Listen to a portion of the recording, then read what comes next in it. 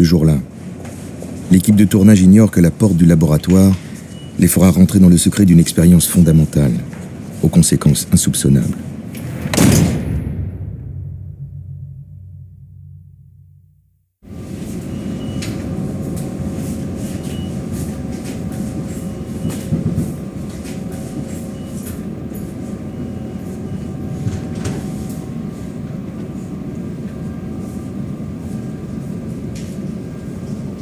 Je pense que cette étude est vraiment quelque chose d'historique.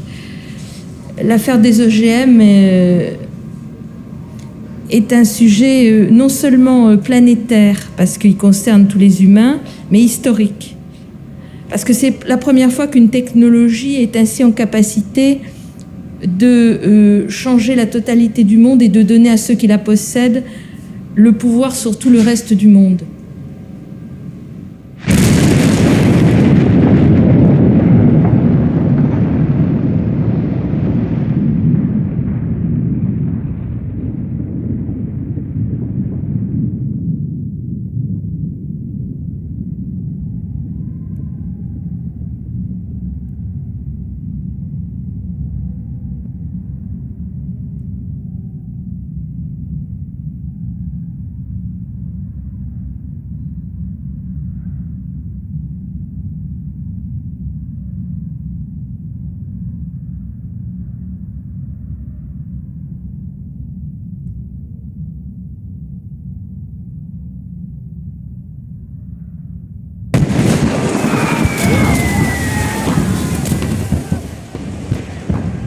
Juin 1944.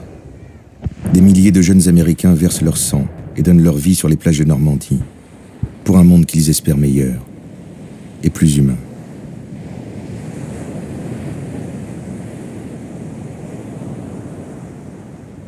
À la fin de cette Deuxième Guerre mondiale, une minorité d'affairistes, avides de profits et prédateurs, enclenche une Troisième Guerre mondiale, hors norme. Depuis 50 ans, elle est de loin la plus mortelle de toutes les guerres qu'ait connue notre planète. Elle sacrifie l'homme, l'animal, le monde végétal et microbien, le vivant dans toute sa diversité, sa beauté et sa richesse. Toutes les 3 secondes, un enfant meurt de faim. Tous les ans, 8 millions de personnes meurent de cancer. Nous sommes victimes de maladies environnementales aux conséquences hormonales, nerveuses et immunitaires. Des milliers d'espèces de la faune et de la flore disparaissent, massacrées par cette minorité cannibale.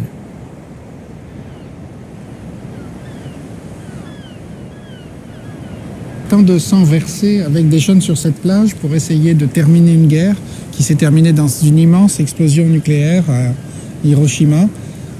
En fait, il y a 2 grandes technologies qui ont bouleversé le monde au XXe siècle et qui continuent de le faire.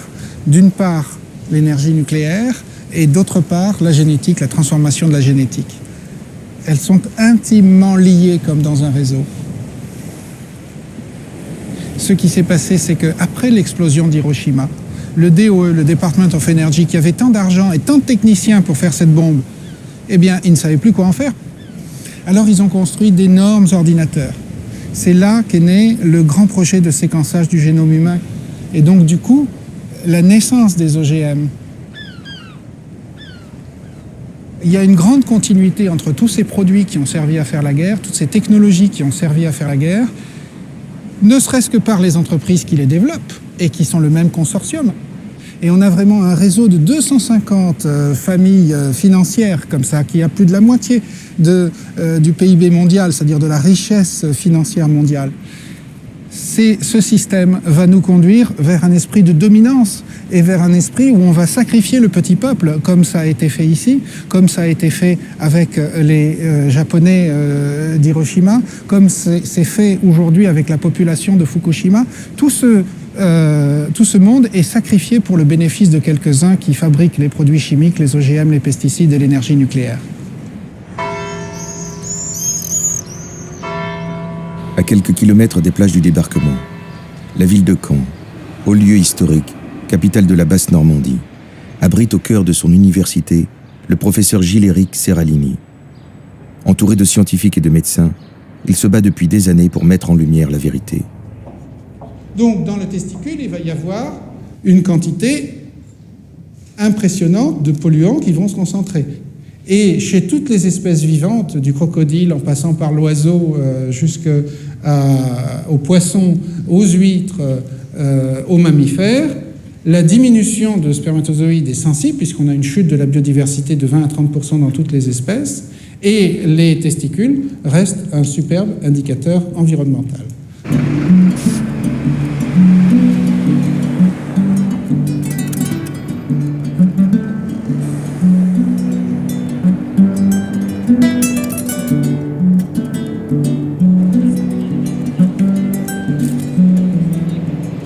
On se demande souvent qu'est-ce qu'un OGM ?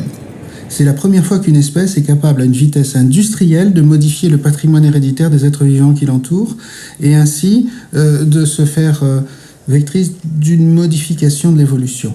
Et le terrible, c'est qu'avec les OGM comestibles en agriculture qui sont commercialisés, c'est uniquement des plantes qui contiennent des pesticides, soit parce qu'elles les absorbent, soit parce qu'elles les fabriquent elles-mêmes.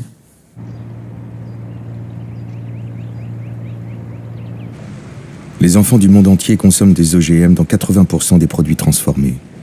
C'est énorme. Sous la forme de résidus de 2 plantes OGM, soja et maïs. Ainsi, ils les retrouvent dans les produits laitiers, les sodas, les biscuits, les plats préparés, dans les sauces, même dans la viande hachée. Les OGM, dans la vision américaine du monde, sont l'arme principale du désarmement économique des pays du tiers-monde. C'est-à-dire le FMI, l'OMC et la Banque mondiale, qui sont les organisations mercenaires du pouvoir américain et des oligarchies du capital financier agroalimentaire, sont là pour ouvrir de force les marchés des pays du tiers-monde.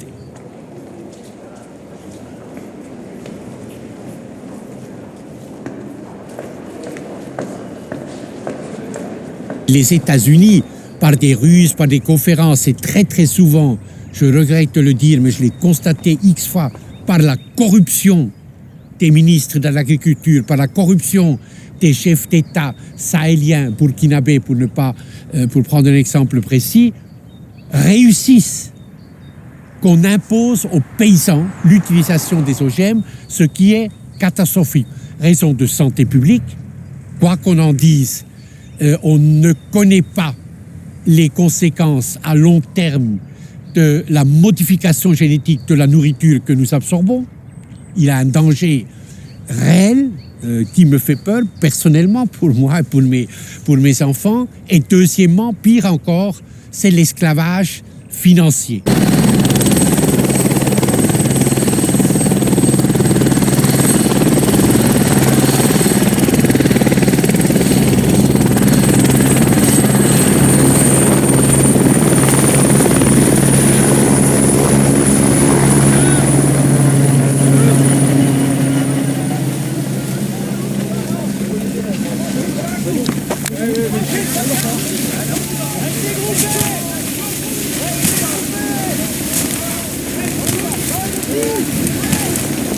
Aujourd'hui, nous attendons qu'enfin on puisse mettre en place par des laboratoires indépendants des analyses sur les effets à long terme pour la santé humaine des OGM.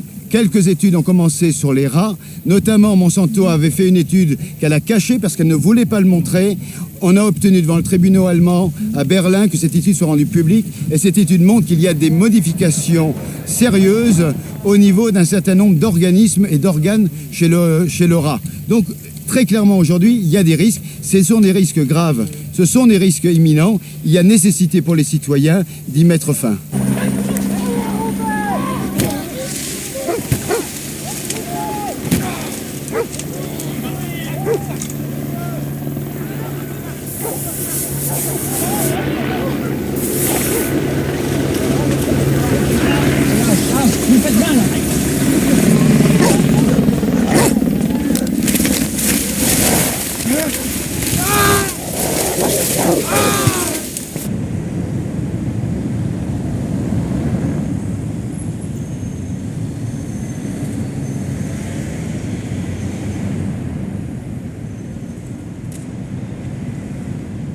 bonjour à tous d'être réunis là pour le CACS du CRIGEN. Le CRIGEN a initié une étude au long cours sur un OGM et aujourd'hui on va vous présenter les premiers résultats et je passe tout de suite la parole à Gilles-Éric pour nous présenter les résultats de cette première mondiale, c'est-à-dire une étude sur des OGM et du Roundup sur 2 ans sur des rats adultes sains. Voilà, Gilles-Éric, tu as la parole. Voilà, moi d'abord je voudrais vous remercier à toutes et à tous parce que sans l'encadrement à la fois amical mais aussi surtout scientifique, juridique et administratif du CRIGEN, initié par Corinne et puis avec Jean-Marie Pelt et maintenant aujourd'hui avec toi, je crois qu'on n'aurait pas pu faire cette étude.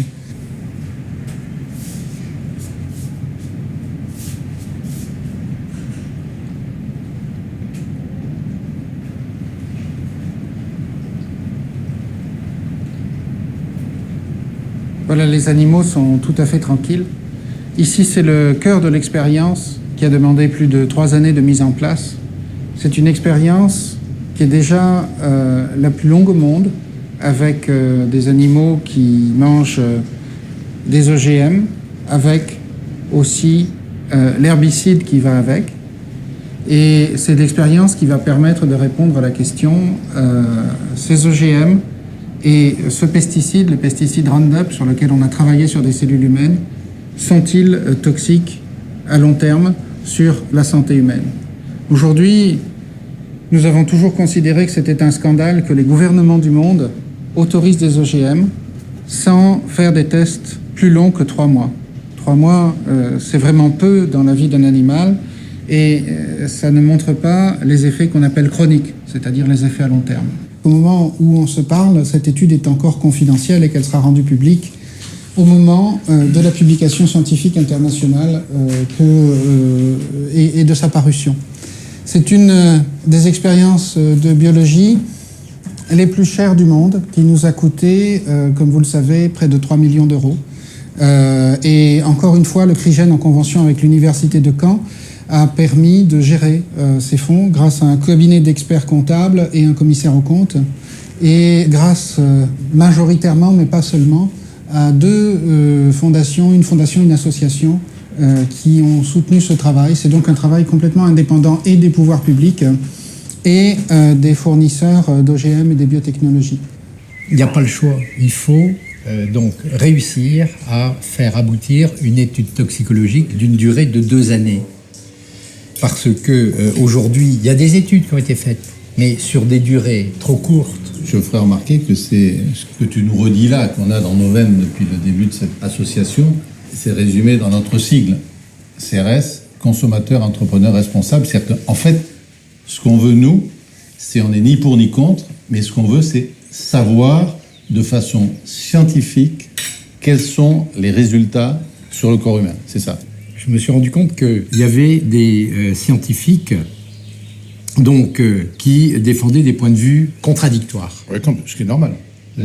Et donc, la phrase qui m'est venue à ce moment-là, et que j'aime reprendre, c'est « Quand les théories s'opposent, l'expérimentation s'impose ». Moi, c'est souvent l'impression que j'ai quand je suis à table, c'est que je ne sais pas ce que je mange. J'ai toujours des doutes sur les pesticides, sur les légumes. Et j'ai encore des enfants pas plus jeunes, mais j'ai des filles. Et j'ai envie de leur laisser, entre guillemets, c'est peut-être un peu idéaliste, mais un monde plus propre. Ouais, puis plus sécurisé, entre guillemets. Ce qu'on est en train de faire, c'est quand même, j'allais dire, presque révolutionnaire. C'était de dire, il y a des consommateurs, il y a des entrepreneurs, il y a des gens qui disent, il faut faire une étude, on va la financer, et on va dire que les résultats soient bons ou soient mauvais, on va les mettre à la disposition du public. Santé. Salut. Santé à tous. Et puis que nos projets soient menés à bien.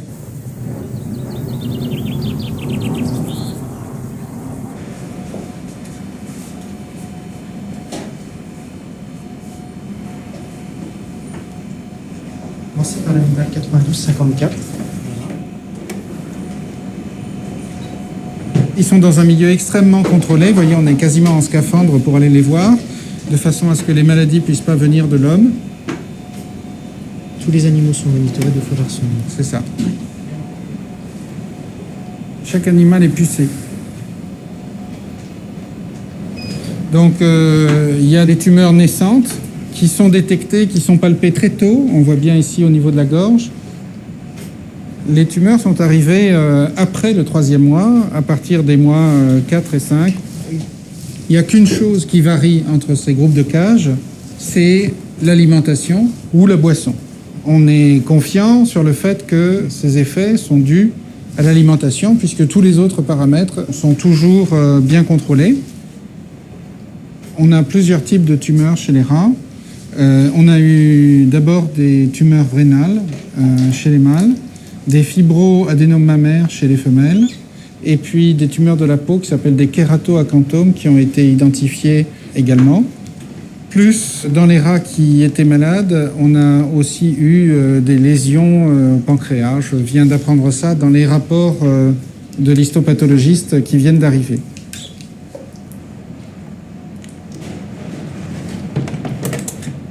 Ce sont les expériences d'une vie. On ne pouvait pas parler devant le personnel puisque les expériences sont faites à l'aveugle, c'est-à-dire qu'ils ne connaissent pas le traitement qui est donné aux rats. Alors de quel traitement s'agit-il ? Ce sont des OGM qui poussent en présence de Roundup. Et c'est du maïs transgénique tel qu'on le fait pousser partout dans 98% du continent américain. Ce maïs transgénique qui contient du Roundup est donné à 3 doses différentes. Et 11, 22 et 33% du régime. Les régimes sont toujours tout à fait équilibrés. Il y a des rats qui ont des maïs qui n'ont pas été traités au Roundup, des rats qui ont des maïs qui ont été traités au Roundup et du Roundup seul, de manière à savoir, encore une fois pour la première fois au monde, d'où viennent les effets secondaires. Ainsi, nous allons à la fois connaître les effets du désherbant à des taux qu'on peut trouver dans l'eau du robinet, à des taux plus élevés qu'on va trouver dans les rivières et à des taux que va manipuler un peu plus faibles que ceux que manipule l'agriculteur. Condition génétique, ça suffit.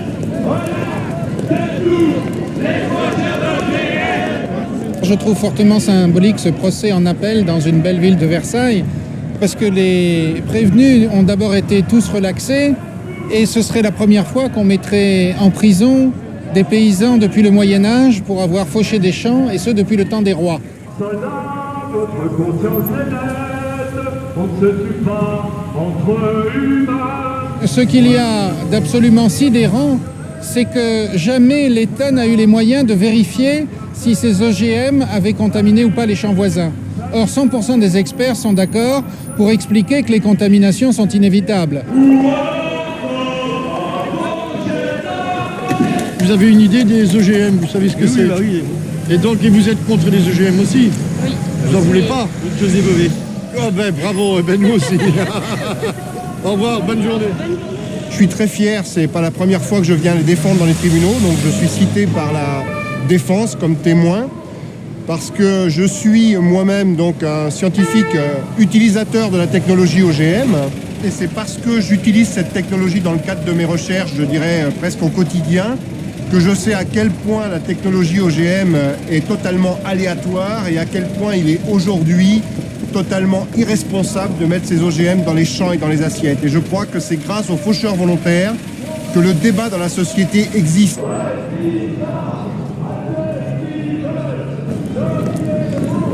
Quant à l'avocate de Monsanto, elle essaye de nous faire passer pour des voyous, quoi, voilà. Oui, mais par rapport à ça, t'as quand même, on sent des hommes, des femmes qui viennent et qui se livrent et qui disent tout leurs soucis, tout ce qu'ils pensent et tout. Et ça, je trouve que c'est une richesse. Là, on ne peut pas savoir du tout ce qui va malheureusement en sortir, on verra. Mais attends, nous, on n'a encore pas parlé. Quand ils vont nous avoir entendus, waouh, allez, on va manger. Salut les amis. Bye. Verdict du procès. Pour 54 faucheurs, 3 mois de prison avec sursis, 1 000 € d'amende. Pour 4 récidivistes, 3 600 € d'amende, relax pour 23 faucheurs ayant refusé les prélèvements d'ADN. Monsanto a obtenu 14 000 € de dommages et intérêts, dont 1 000 € pour préjudice moral.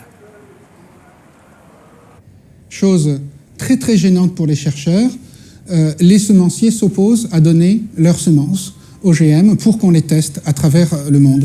Il a fallu parcourir quasiment le monde pour trouver un lycée agricole au Canada qui lui aussi a voulu taire son nom pour des raisons de représailles. Et si ma mémoire est exacte, il y a une pétition de scientifiques américains qui a couru là-dessus. Absolument. Pour réclamer le droit à la recherche. Absolument. Et tu vois, je pense que c'est un argument qu'on devrait quand même beaucoup plus utiliser quand on vient nous raconter qu'on est des obscurantistes et qu'on ne veut pas de la recherche. Les premiers qui ne veulent pas de la recherche, c'est eux.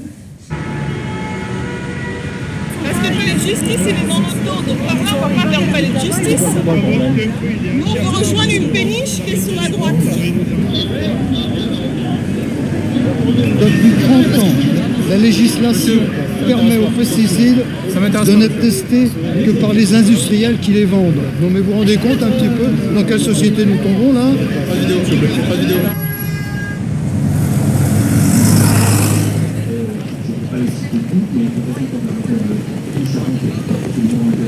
Parce que le problème des OGM, c'est un peu comme le nucléaire, plus on avance dans les générations, plus ça s'aggrave. On se bagarre pour vos enfants, j'espère que vous en souviendrez toujours. Pour vos enfants, ouais. Parce que les OGM, ils n'auront aucune limite, aucune. Vous en mangez tous les jours. Essayez de vous révolter un peu. Vous avez mangé de la viande aujourd'hui, vous avez mangé des OGM. Parce qu'il y en a systématiquement dans les œufs, dans le jambon, dans les poulets, tout ce que vous mangez comme viande, il y a des OGM. Et ce combat-là, ce sera aussi pour vous. Il y avait 27 camionnettes de policiers ou de gendarmes pour arrêter ces manifestants qui voulaient me soutenir au tribunal. C'est vraiment, moi j'étais, je veux dire, comme au cinéma. Et je comprenais pas ce qui arrivait. Mais en fait, j'ai compris que ces gens se sentaient piétinés par le système qui empoisonnait leurs enfants et que quand quelqu'un le disait, on lui tombait dessus à bras raccourcis. C'était complètement anormal. C'est la première fois qu'un scientifique se rebelle et décide qu'il ne laissera pas passer les propos mettant en cause sa compétence. Et je pense que c'est absolument fondamental parce que le combat pour une expertise indépendante, pour une controverse scientifique, pour la recherche, car c'est bien pour la recherche que nous nous battons, ce combat est aujourd'hui, me semble-t-il, un des premiers combats démocratiques à mener. Là où le bât blesse, c'est que les experts auxquels le décideur public a recours aujourd'hui ne sont pas ceux dont la société a réellement besoin. Par voie de conséquence, il faut surtout éviter les études qui pourraient fâcher. D'où la chasse ouverte aux lanceurs d'alerte qui, s'ils prospéraient, pourraient convaincre l'opinion publique de la nécessité d'études supplémentaires et donc permettre d'engager la responsabilité de ceux qui nous considèrent tous comme des cobayes. Et ce n'est pas un hasard si le dernier Eurobaromètre sur les OGM fait apparaître encore une augmentation du nombre d'Européens qui n'en veulent pas. Et l'enjeu des lanceurs d'alerte sur la question de l'impact sanitaire des OGM est un enjeu majeur en termes démocratiques et en termes politiques. Je voudrais remercier non seulement toutes les personnes qui sont là, mais les choses semblent s'inverser puisque 1300 scientifiques de 30 pays à travers le monde m'ont apporté leur témoignage de soutien.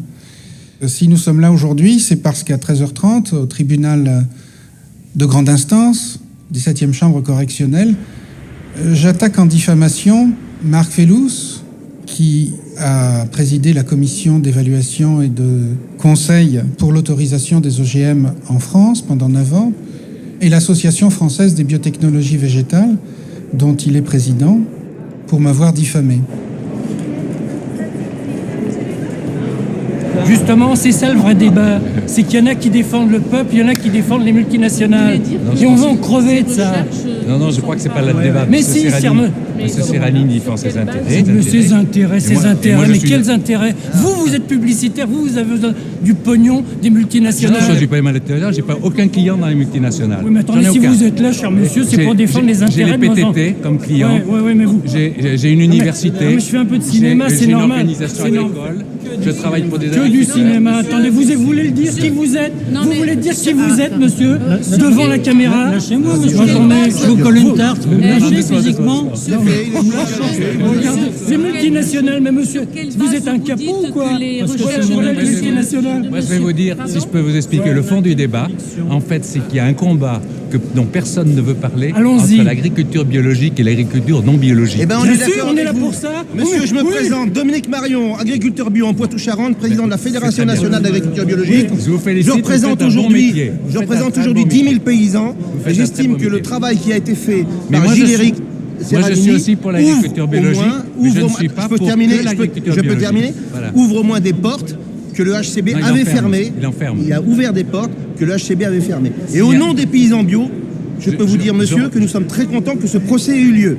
Il a employé des termes qui le dépassent, je pense, de chercheurs avant tout militants, de militants chercheurs, de marchands de peur, que je suis prétendument indépendant.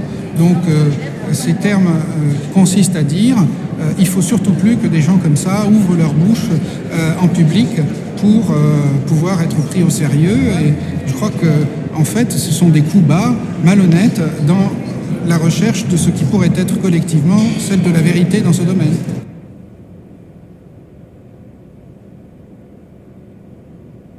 Au 13e mois d'expérience, les tumeurs mammaires se multiplient. 10 à 30% des femelles traitées sont atteintes. Il y a beaucoup moins de tumeurs chez les mâles traités. En revanche, ils développent beaucoup plus de pathologies rénales. Donc là, on voit bien que ceci est anormal, c'est une grosseur anormale.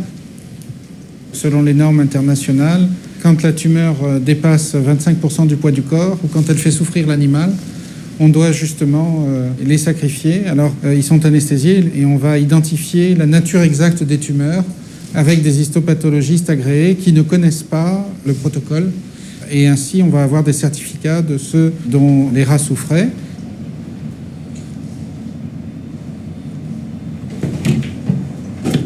C'est impressionnant, hein? Ben là, on se rend compte des visus de ce que peut faire l'alimentation industrielle sur les animaux. Et moi, ce qui me révolte profondément, c'est que les gouvernements n'exigent pas que les entreprises testent au moins pendant ce temps-là la nourriture qu'on donne à tous les enfants du monde. Alors moi, ce qui me fait le plus mal, c'est d'attendre. C'est-à-dire que vous vous rendez compte qu'on attend les cercueils et les gens qui peuvent mourir.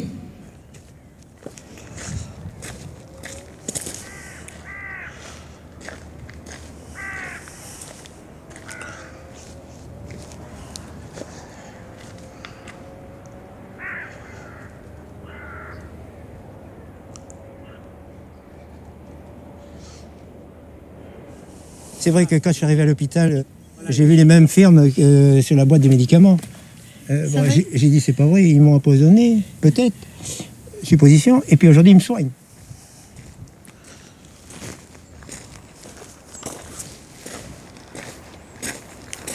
Et en ce mois de janvier 2011, j'ai été marqué par le décès en Charente-Maritime d'un agriculteur victime de l'utilisation intensive des pesticides.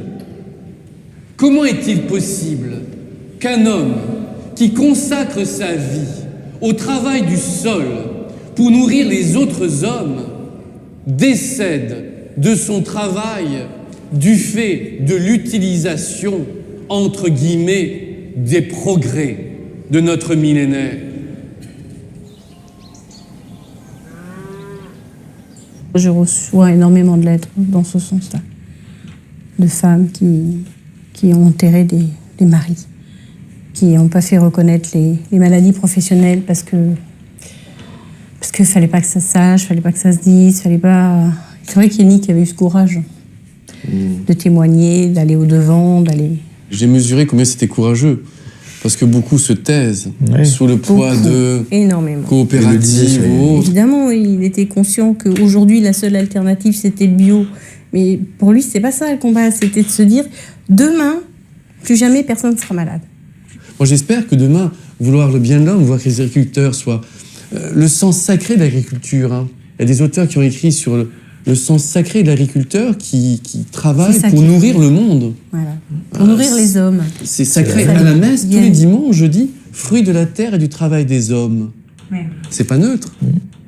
Ça montre la dimension sacrée des choses. Et là, finalement, ça paraît une utopie. On est sur la tête. On marche sur la tête. On marche sur la tête, là. Yannick, il supportait pas l'idée qu'il y ait des gens qui puissent empoisonner les agriculteurs au nom de l'argent. Ça le révoltait par-dessus tout. Et il en est mort, quoi.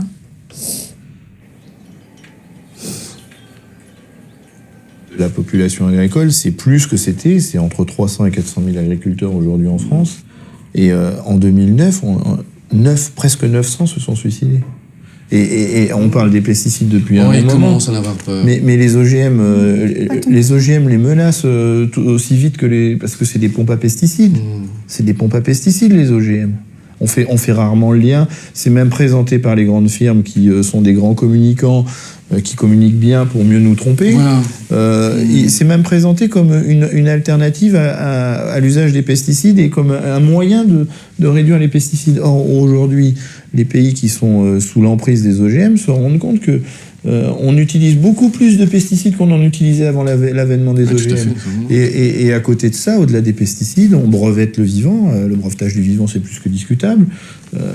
On menace la liberté d'entreprendre en bio parce que, à un moment donné, le débat il va se poser dans ces termes-là. C'est-à-dire que si on pratique les OGM, on efface la possibilité de pratiquer l'agriculture biologique, puisque l'agriculture biologique, son cahier des charges, c'est non OGM.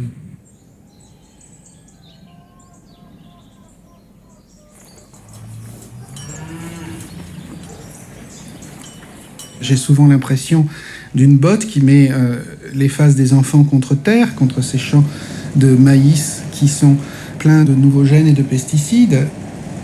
Donc, forcément, quand le verdict est arrivé, un grand soulagement. Je me suis dit qu'il y avait une justice. 18 janvier 2011, Marc Fellouz est condamné pour propos diffamatoires. Ça remerciait ces dizaines de milliers de personnes qui m'avaient soutenu et ça me faisait chaud au cœur aussi pour eux. Peur de perdre pour moi, au fond, je m'en fichais, j'avais dit ce qui comptait. Et après, j'ai l'impression que le résultat ne m'appartient pas, ça appartient à la société. C'est à chacun de se mettre debout pour dire on veut ou on veut pas de ces produits.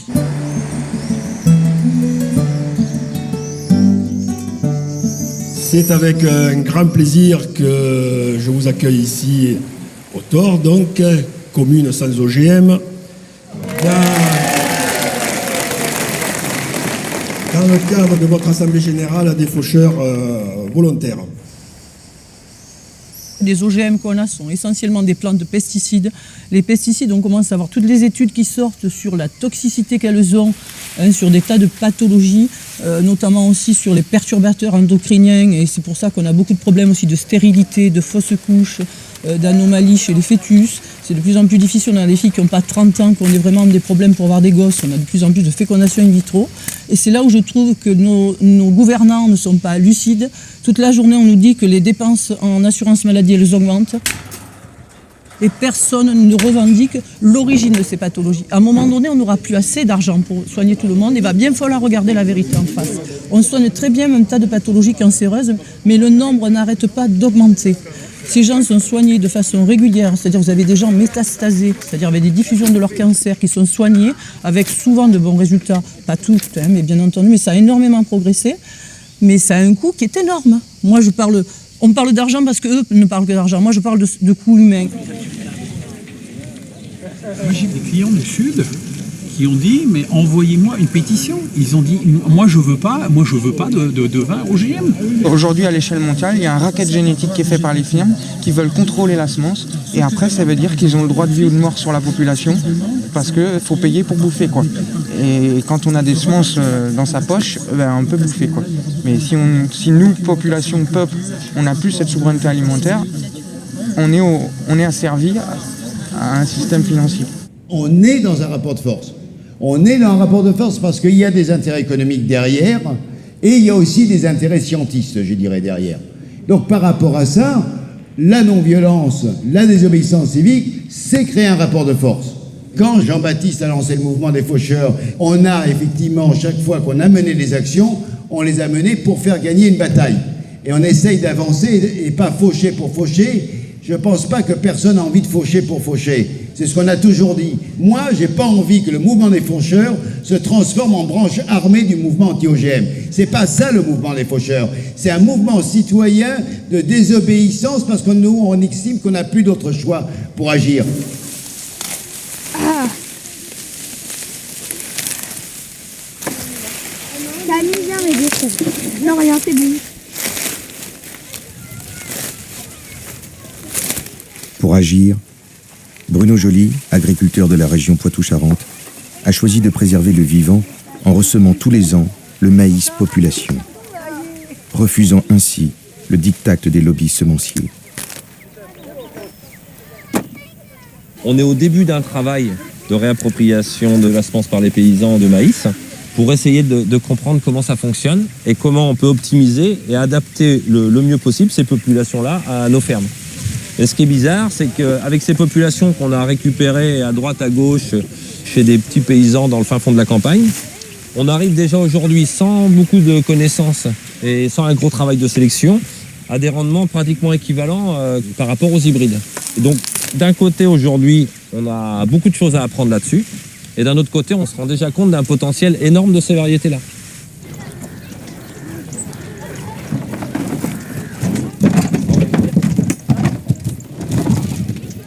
Notre objet aujourd'hui, il est à la fois très simple et très complexe. C'est la question de l'évaluation des risques. C'est la première fois qu'on organisait un débat de ce genre, de manière publique et au sein du Parlement européen, qui est quand même un lieu éminemment à la fois symbolique et stratégique. Quel débat? Débat entre l'EFSA et des scientifiques non dépendants des agrosemenciers. So we cannot be scientifically assessing a GMO on the long term for 450 million Europeans without being able to say to the people that this has not been tested more than 3 months on rats. So how can a farmer can be not requesting this blood analysis in cattle on the long term before giving that to his cattle? Of course, we all agree that people will not die eating GMOs immediately because it is not a poison on the short term. Ça va, monsieur, ou c'est tout bouché? Dès que je passe le feu rouge, ça va aller. Ce serait mieux qu'on puisse rentrer par le train dans lequel on a réservé. Alors, deuxièmement, ce qui a été quand même très positif, c'est la qualité des questions dans la salle. Vous avez vu qu'il y avait des gens qui étaient très pro-OGM, on avait des lobbyistes de la grosse semence, puis on avait des gens du monde des ONG. Les questions ont été posées, je dirais, de manière un peu agressive, mais très convenable.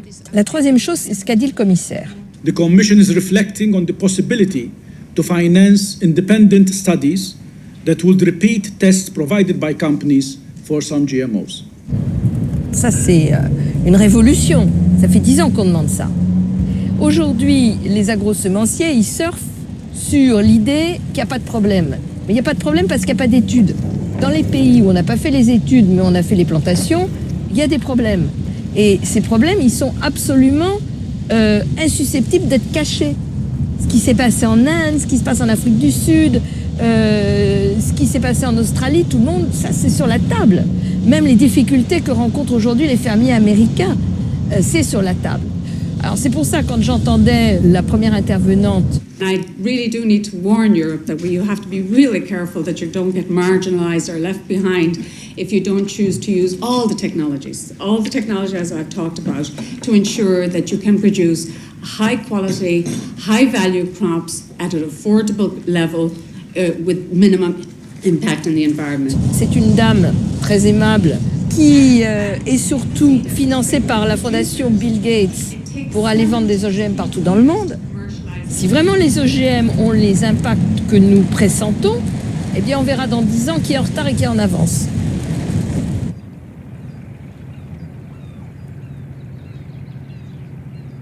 Un OGM est un brevet. On achète une fois le droit de planter, d'utiliser ce brevet. Tous les ans, ensuite, eh bien, les avocats de Monsanto, de Pioneer ou de Syngenta viennent et disent, mais enfin, maintenant, vous devez payer annuellement les taxes de licence sur ce brevet. Je dis encore une fois, parce que je n'ai pas envie d'avoir un procès, qu'avec le système juridique que nous avons aujourd'hui sur cette terre, cette façon de faire est légale, mais elle réduit en esclavage financier des paysans par millions. En préparation de ce rapport, j'ai consulté les études publiées au cours des 5 dernières années sur les impacts des différents modèles d'agriculture. Et j'ai été frappé de voir que de très nombreuses expériences recourant à l'agroécologie avaient donné des résultats remarquables, y compris à large échelle. Investir dans des biens publics en agriculture signifie aussi investir dans le transfert de connaissances, notamment en favorisant la transmission horizontale des savoirs, comme dans le mouvement Campesino a Campesino en Amérique centrale et à Cuba, ou par le développement des fermes-écoles comme au Sénégal. J'invite donc tous les États qui sont attachés à la réalisation du droit à l'alimentation à explorer comment mieux tirer bénéfice du potentiel considérable de l'agroécologie pour faire reculer la faim et la pauvreté, en particulier là où ces impacts peuvent être les plus importants, dans les zones défavorisées et au bénéfice des agriculteurs les plus pauvres.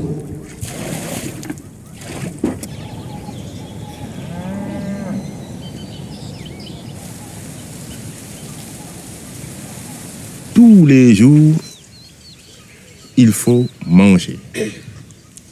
Et ce qu'on mange, ce sont les agriculteurs qui nous le donnent. Si les jeunes des villages et des campagnes refusent de travailler la terre, les vieux, ils n'ont plus la force. Donc, elle est abandonnée. La terre qui nous nourrit est délaissée. Ici, il n'y a pas d'arbres. Il n'y a pas d'arbres, tu vois rien. Ici, c'était un terrain de football. En 4 ans, on l'a transformé comme ça. Donc, c'est possible de transformer ce milieu. Quand les gens entrent dans le jardin, ils disent « Ah, c'est possible à Sambadia d'avoir un jardin comme ça avec des cocotiers ?»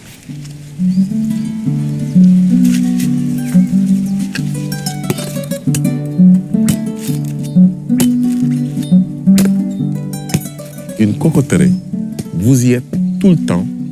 Vous faites du maraîchage sous les cocotiers parce que vous avez créé un microclimat. Donc, c'est un arbre roi.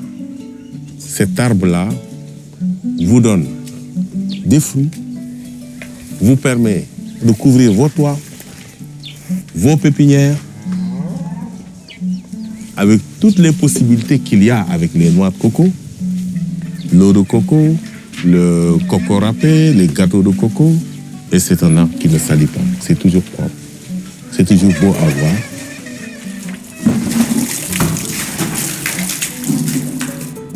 Vous êtes là pour apprendre, connaître. Il faut chercher la connaissance. Vous devez constituer un capital végétal pour demain, un capital animal pour demain. Pensez à ça. C'est compris?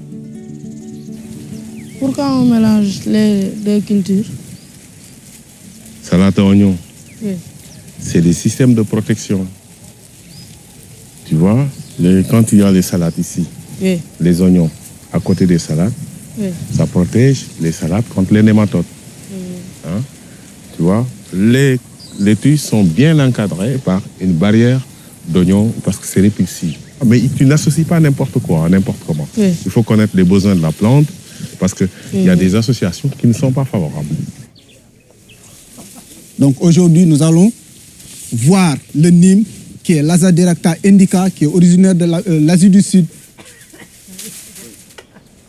Quand on utilise le Nîmes, on n'aura pas utilisé ce qu'on appelle les produits de synthèse, tels que les diméthoates, les cystoates, donc les produits chimiques. Cette plante répond à notre agriculture, qui est l'agriculture écologique. Est-ce que le Nîmes est nocif? Est-ce qu'il est dangereux pour votre santé? On peut boire du Nîmes, on prépare du savon de Nîmes, on se lave avec. On utilise l'huile de Nîmes pour garder les semences. Donc, ce n'est pas un produit toxique, ce n'est pas un produit nocif, parce qu'il ne tue pas les insectes sur les cultures. Les insectes sentent le produit, ils vont ailleurs.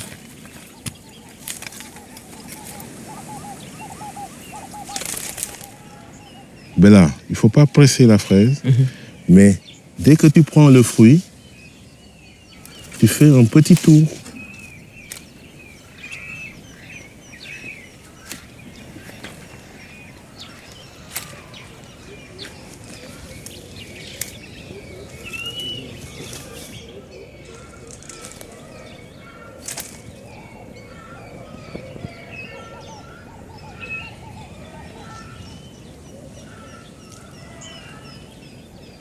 La nature a des solutions merveilleuses.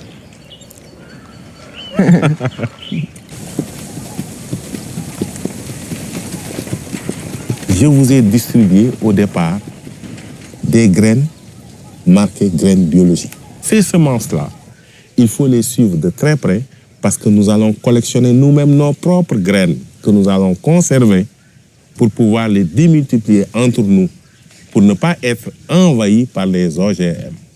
Vous avez entendu parler des OGM, organismes génétiquement modifiés. C'est-à-dire que si, comprenez bien ce que si vous vous laissez envahir par les OGM, vous ne serez plus des agriculteurs écologiques. C'est-à-dire que vous perdez la vie. Vous comprenez? Si vous vous laissez envahir par ces graines-là, qu'on appelle OGM, qui sont fabriquées par les multinationales, pour venir envahir les pays sous-développés, c'est fini, vous avez la corde au cou pour de bon. La chaîne au cou et les fers aux pieds, des milliers d'Africains partaient pour les colonies d'Amérique, depuis la maison des esclaves, dans l'île de Gorée, au Sénégal.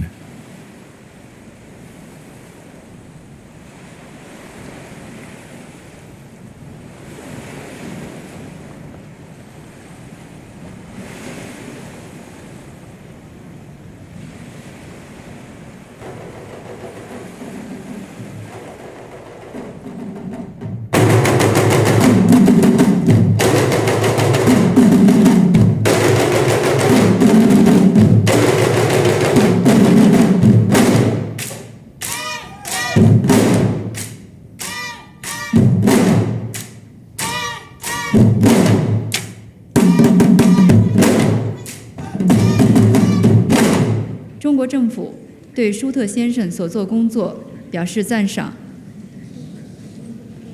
主席先生，中国政府高度重视促进和保护粮食权。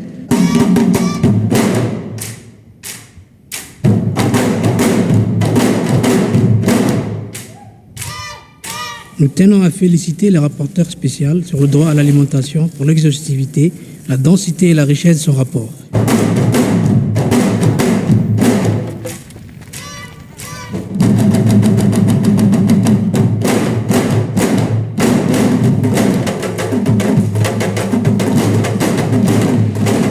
La crise alimentaire mondiale de 2007-2008, qui s'est manifestée par des émeutes de la faim dans certains pays pauvres, a contraint les États à s'intéresser de nouveau à l'agriculture.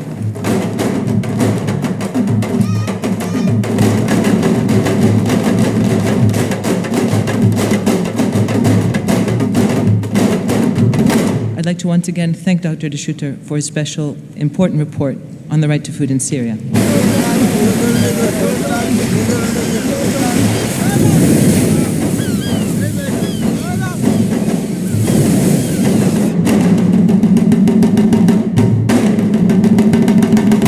We thank the Special Rapporteur for submitting a comprehensive report which explores the contributing role of agroecology in realizing the human right to adequate food.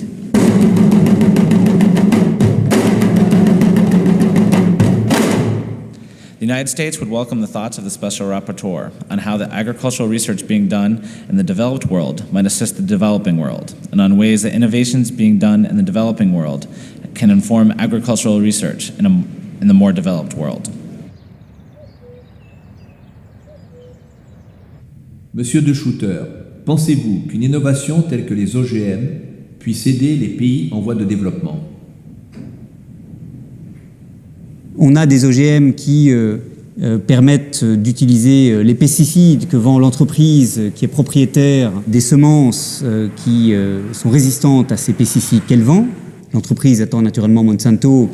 Et le grand problème que l'on a rencontré, au fond, avec la diffusion de ces OGM dans les pays qui les ont adoptés, c'est une dépendance extrêmement forte.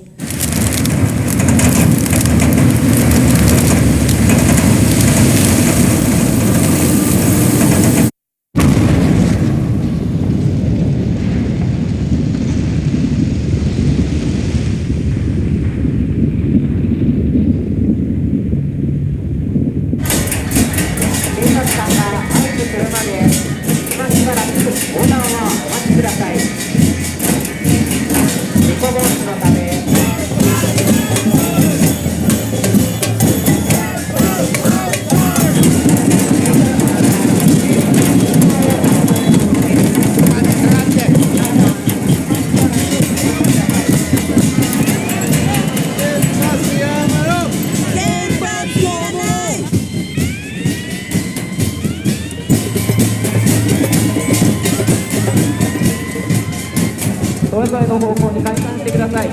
広場内、他の歩行者の方もいらっしゃいます。立ち止まらずにそれぞれの方向に解散してください。解散することが許可条件の一つとなっています。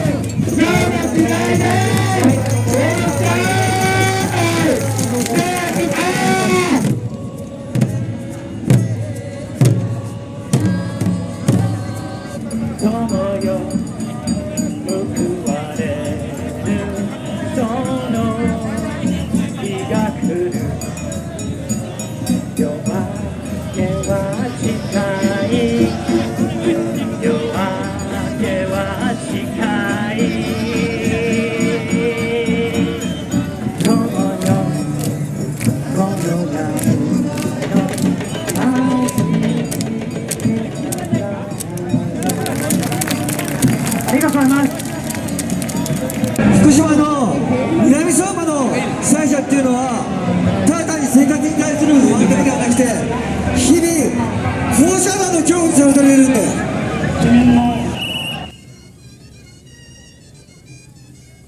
10 000 tonnes de matériaux radioactifs dont on ne sait que faire sont encore stockés dans la centrale de Brennilis, en démantèlement depuis 20 ans.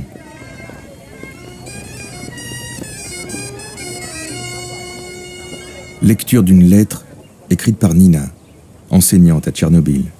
J'enseigne la littérature russe à des enfants qui ne ressemblent pas à ceux qui fréquentaient ma classe il y a 10 ans. Ils vont continuellement à des enterrements. On enterre aussi des maisons et des arbres. Lorsqu'on les met en rang, s'ils restent debout 15 à 20 minutes, ils s'évanouissent, saignent du nez. On ne peut ni les étonner, ni les rendre heureux. Ils sont toujours somnolents, fatigués. Ils sont pâles et même gris. Ils ne jouent pas. Ils ne s'amusent pas. Et s'ils se bagarrent ou brisent une vitre sans le faire exprès, les professeurs sont même contents. Ils ne les grondent pas. Parce que ces enfants ne sont pas comme les autres. Ils grandissent si lentement.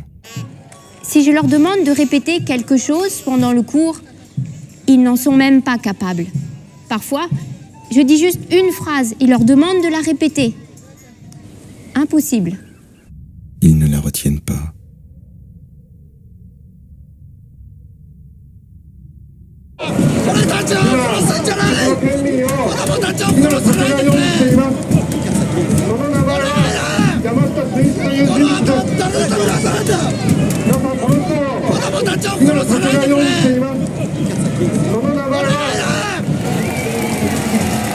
La France et le Japon sont deux pays qui se ressemblent parce qu'ils ont énormément de réacteurs nucléaires et que le choix du nucléaire n'a jamais été démocratique. C'est une élite qui décide pour l'ensemble. En Europe, le pays où il y a la plus grande manifestation anti-nucléaire, c'est l'Allemagne. En France, les sondages ont montré que 77% veulent sortir du nucléaire.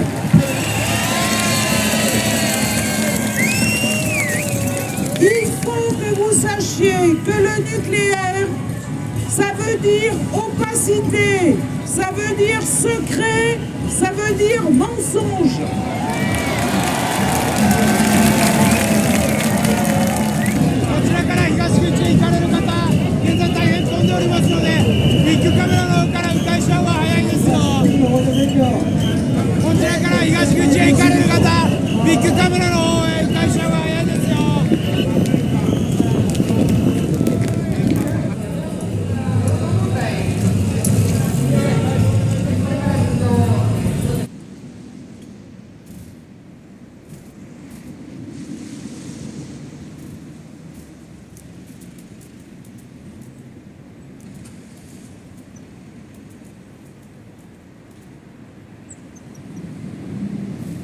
Selon les militants du mouvement pour l'indépendance de l'OMS, Independent WHO, Tchernobyl n'a pas fait 50 victimes, mais 985 000 morts. Ils dénoncent l'accord de soumission signé par l'OMS, l'Organisation mondiale de la santé, avec l'AIEA, l'Agence internationale de l'énergie atomique. On est là de 8h à 18h, tous les jours ouvrés. depuis le 26 avril 2007, donc ça fera 5 ans exactement le 26 avril de 2012. On est 300 personnes à peu près à se relayer. En moyenne, on est 1 ou 2 personnes, 3 personnes l'hiver parce qu'on n'arrive pas à tenir en fonction des conditions climatiques. Donc on se relaie toutes les heures à peu près en fonction du temps. Je voudrais qu'on fasse une minute de silence devant la centrale pour se rappeler qu'il y a eu ici des décès par contamination et que la mortalité continue à Tchernobyl et qu'elle démarre à Fukushima et qu'elle va continuer encore pendant des décennies.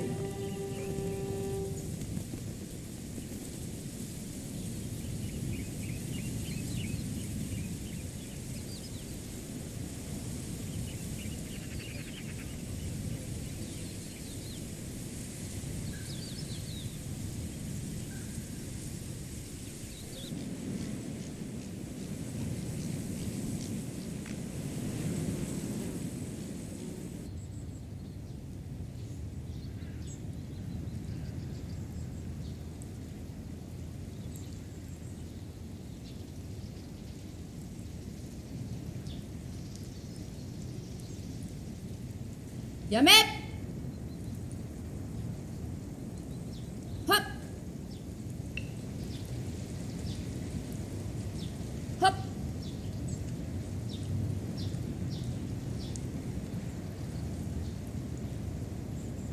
ほっ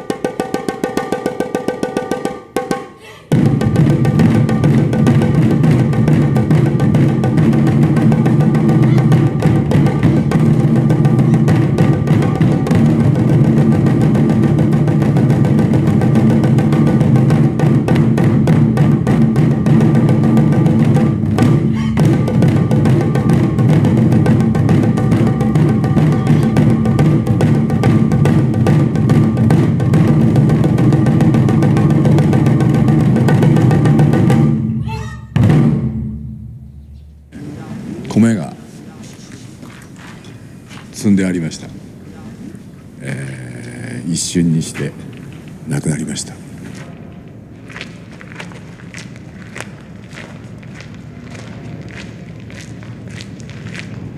Parce qu'il se sacrifie quotidiennement depuis l'explosion de Fukushima pour venir en aide aux agriculteurs victimes de la radioactivité, Satoshi Nemoto est hautement irradié.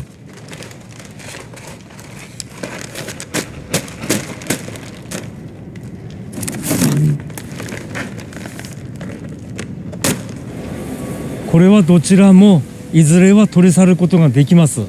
塩分も抜くことができます。しかし放射能についてはどうなのかっていうことになると、全くこの先わからないっていうことがやっぱり一番のこの不安な材料ですね。これらは津波だけでなくて原発によってですね、避難を余儀なくされたということで、アイガモをやれなくなったっていうことも含めて東京電力にきちんと弁償してほしいと思っています。ふるさとなんですよね。そのふるさとの山や川田んぼも安心して住めるところだったんだけども、その安心できるふるさととしての値打ちも失ってしまったのかなと、今非常に複雑な残念な気持ちです。なんかモルモット扱いにされてるような感じがします。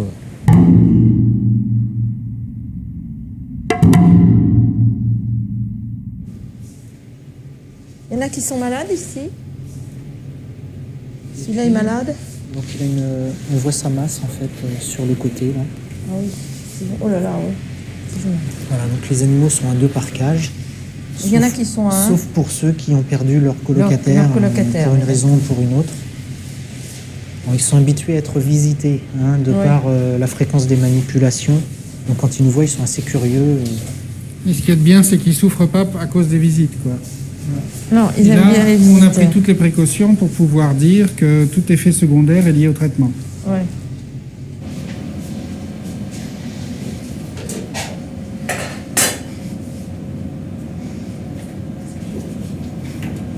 C'est effarant, hein. C'est horrible. Donc voilà, elle a 3 masses en fait. Ah. Pauvre animal, c'est horrible. Ah oui, oui. Donc visiblement, c'est positionné sur la chaîne ganglionnaire mammaire. Oui, visiblement c'est mammaire. Hein. Ça fait une. Alors peut-être ici au niveau de l'épaule. La pauvre, elle en a 3, mais énormes, c'est des œufs de pigeon. Hein. Ils font quoi, 5 cm, 6 cm, ça? Là, oui. Oui, pour la plus grosse. Voilà. Donc c'est le 93-38. Il souffre cet animal là? Non? Pardon? Il souffre pas là? Non, il n'a pas de signe de prostration, il continue de s'alimenter, il prend du poids, donc il n'y a pas de...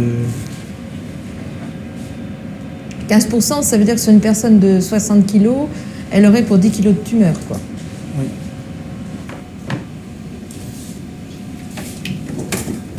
Avec ces grosseurs, quelque part, je me sentais quand même responsable, tu vois, même si c'est une rate. Oui. On ne peut pas le savoir à l'avance, il faut bien faire l'expérience pour le savoir. Ce qui va être criminel, c'est ceux qui s'opposent à ce qu'on fasse ces expériences. Parce que quelque part, c'est criminel vis-à-vis des bébés. Non, mais attends, ils s'opposent à ce qu'on fasse les expériences parce qu'ils savent très bien. Non, parce qu'il y a les gens qui sont contre l'expérimentation animale en général. C'est un autre sujet. Mais ces gens-là ne se rendent pas compte que c'est même pour l'éthique animale qu'on fait ça. C'est-à-dire que ces expériences servent pour les animaux aujourd'hui. Sinon, c'est exposer tous les animaux de compagnie et tous les animaux de ferme à l'expérimentation animale en direct. En général, hein, de toute façon. Parce que tu as des animaux, même sauvages, qui peuvent manger bien sûr. Les OGM qui restent, ou les pesticides, bien sûr.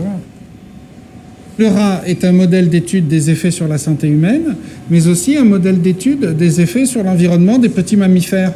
Parce qu'il y a des tas de petits mammifères dans la faune sauvage. Et donc, ces études peuvent servir à la fois dans l'étude des risques environnement et dans les risques santé.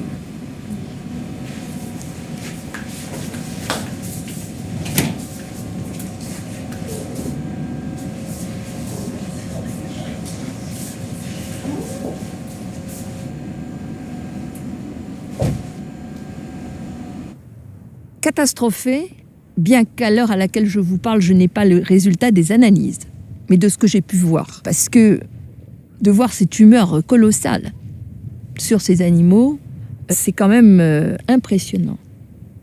Je me dis que j'imaginais pas, les années passent et je ne devrais plus être naïve à l'âge qui est le mien maintenant, que des responsables politiques, des responsables scientifiques, des responsables économiques, qui ont en charge, parce qu'ils ont les moyens, ils ont la connaissance, la responsabilité des autres, la santé des autres, le bien-être des autres, puissent avoir un tel comportement. Parce qu'ils savent ça. J'ai gagné quelques batailles dans ma vie. J'ai gagné des batailles contre les pétroliers.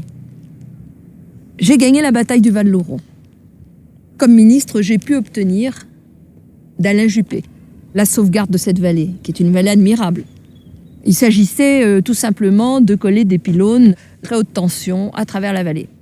Et derrière, j'ai classé en tant que ministre la vallée pour être sûr que personne ne revienne jamais sur la décision. C'est fini, personne ne pourra plus jamais revenir contre cette décision. Et donc voilà. Est-ce que ça préjuge d'une nouvelle victoire? Je l'espère de tout cœur, je croise les doigts. Au cœur des Pyrénées, cette ligne à très haute tension devait à jamais massacrer la vallée du Louron pour acheminer vers l'Espagne de l'électricité provenant de la centrale nucléaire de Golfech.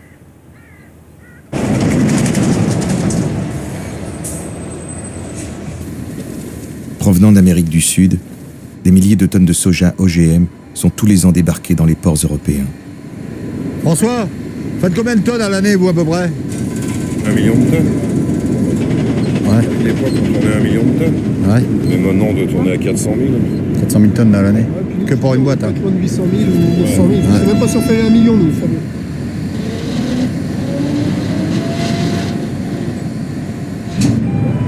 Vous me croyez ou vous me croyez pas, souvent, je dis pas devant mes enfants, mais je dis à ma femme, il faut qu'on en profite.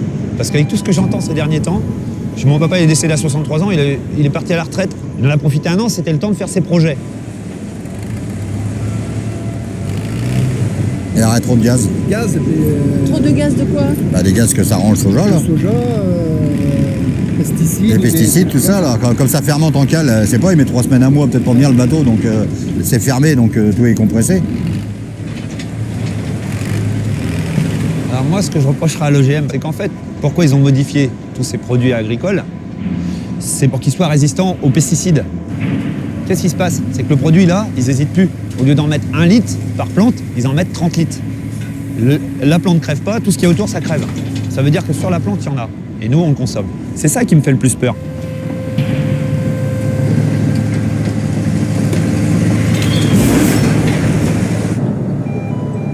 Le nombre de dockers malades, il y en a certains qui sont plus là, certains n'osent pas parler de leur maladie. On l'apprend par leurs enfants qui sont sur le port, tiens, mon père est malade. Certains, quand on les voit, ils ne parlent même pas de la maladie, ils en sont honteux, malheureusement. Une des activités principales du port de Nantes, c'est les bois blancs, les bois du Nord, qu'on appelle ça. Mais les bois du Nord, c'est général, c'est tous les bois qui viennent du nord de l'Europe, entre autres la Finlande, la Norvège, la Suède et aussi de Russie. Et il s'avère qu'il y a, dans mon cas, si j'ai un cancer du rein, j'ai également un cancer de la thyroïde. On l'a découvert en parallèle. Et je ne suis pas le seul dans ce cas-là à Nantes.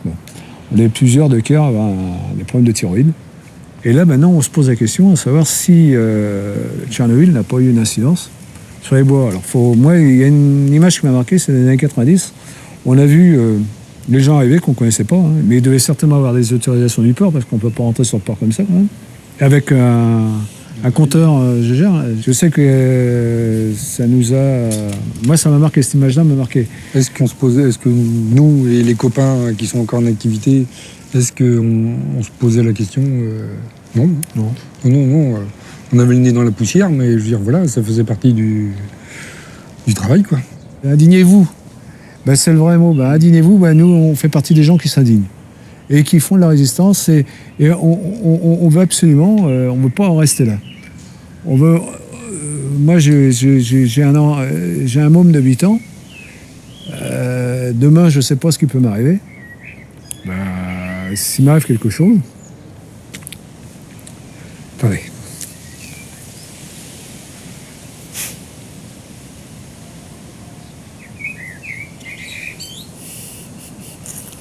Mais c'est dur. Hein. J'aime pas trop en parler parce que... Mais s'il m'arrive quelque chose, j'aimerais bien que le gamin, donc il a l'âge de comprendre, sache pourquoi.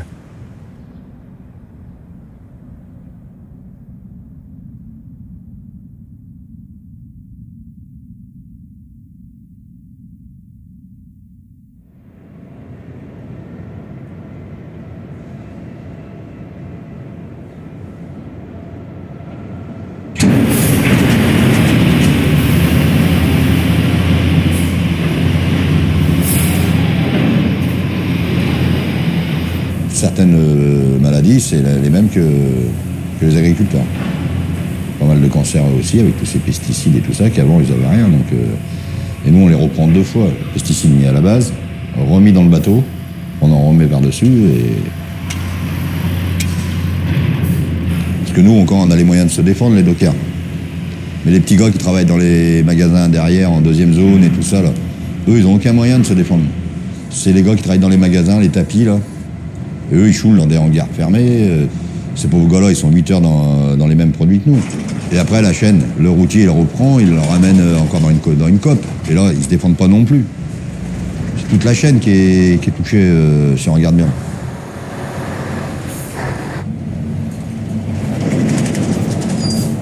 Devant l'opacité et le mensonge entretenu par le lobby de l'agroalimentaire, il nous a été impossible de connaître les chiffres exacts concernant les millions de tonnes de maïs et de soja OGM importés en Europe pour nourrir les animaux d'élevage. La nourriture industrielle rend déjà les animaux malades. Avec les OGM, on en surrajoute. Nous sommes certains aujourd'hui, après nos recherches, que cela peut rendre les mammifères malades parce qu'ils ont plus de tumeurs, parce qu'ils ont les foies et les reins qui sont marqués. Donc on sait aujourd'hui que manger des animaux malades peut nous donner des infections, des problèmes métaboliques, même indépendamment de l'ADN de l'OGM qu'on va ingérer.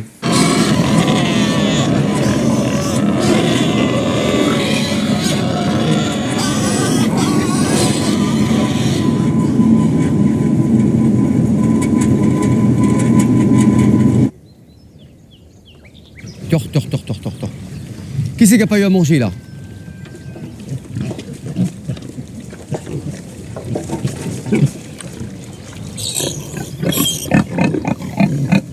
Midoric, t'es gentil? Allez, qu'est-ce qu'il fait là? Tiens, regardez.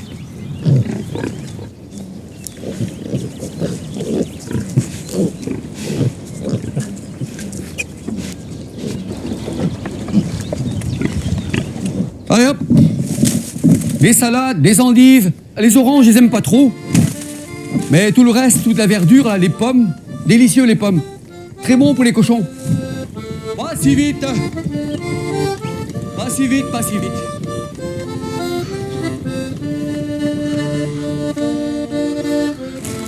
Tiens.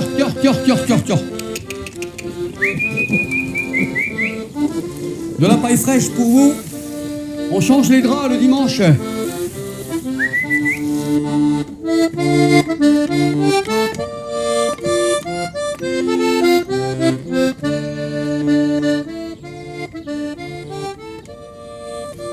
Qui est-ce qui va avoir des bonnes betteraves? Des bonnes betteraves. Eh oui, qui c'est qu'on veut? Le papa, il est très prolifique. Hein. Il travaille bien. Donc, quand elles sont fécondées, elles portent 3 mois, 3 semaines, 3 jours et 3 marées. Trimarimore, brisonnec. Eh Jean-Luc, tu peux arrêter? Ah oui.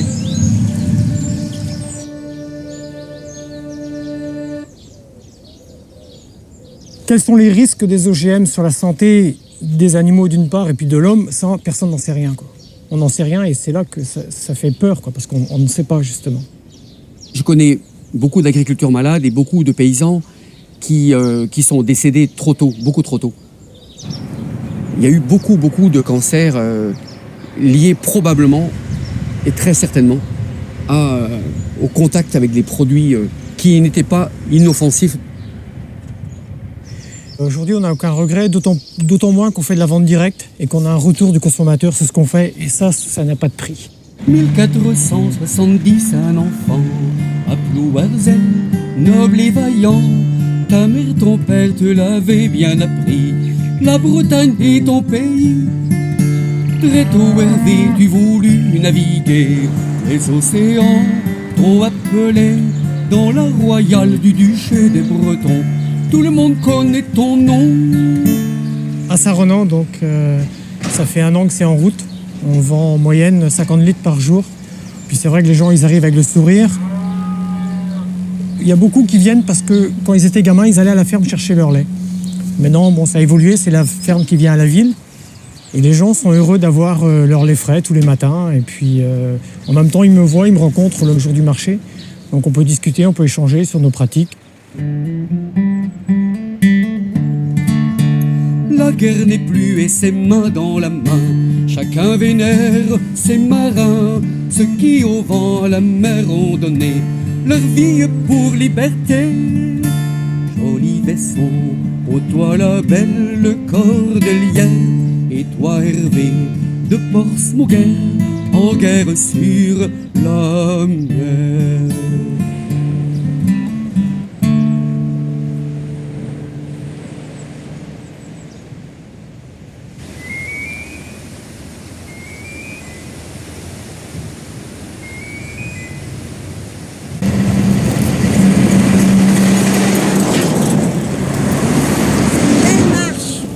Avec le soleil et dans les blés.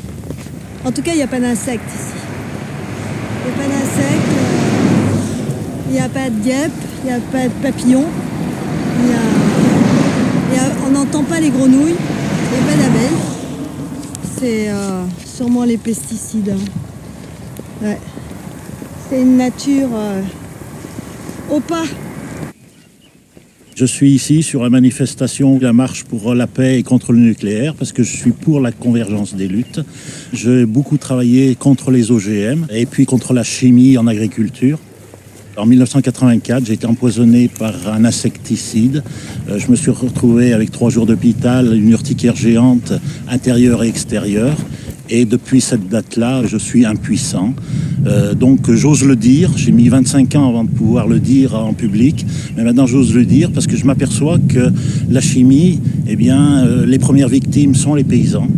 Le problème, c'est qu'ils refusent de témoigner, surtout quand ça touche le sexe. Un paysan qui se dit impuissant, il ne peut pas le dire devant une caméra parce que c'est son honneur personnel. Le paysan, lui, il a un contact direct avec la molécule parce que la molécule, elle passe aussi à travers la peau, elle passe dans la respiration, elle est présente partout quand tu travailles avec. Donc à partir de ce moment-là, j'ai essayé de changer mon mode de travail. Et je me suis intéressé aux insectes auxiliaires, aux oiseaux auxiliaires. Et là, j'ai redécouvert la beauté du métier de paysan. Quand tu travailles avec la mésange bleue, et la mésange bleue, c'est un oiseau extraordinaire. Il suffit d'avoir 3 couples de mésanges bleus à l'hectare, et puis on n'a plus besoin de chimie. J'ai rejoint aussi cette marche pour la paix contre le nucléaire, parce qu'il se trouve que sur mon exploitation agricole, où je fais des vaches et des cochons, au niveau de mes vaches laitières, en 1987, l'année d'après Tchernobyl, j'ai eu 50% de mortalité des veaux à la naissance. 50%, au niveau de l'exploitation, ça a été assez dramatique au niveau financier. Mais le pire, c'est que j'ai eu, dans ces veaux qui sont morts, j'ai eu 2 veaux à 5 pattes, j'ai eu 1 veau à 2 têtes, et le pire de tout, parce qu'il y a un pire là-dedans, il y a un veau qui est né sans cuir, un écorché.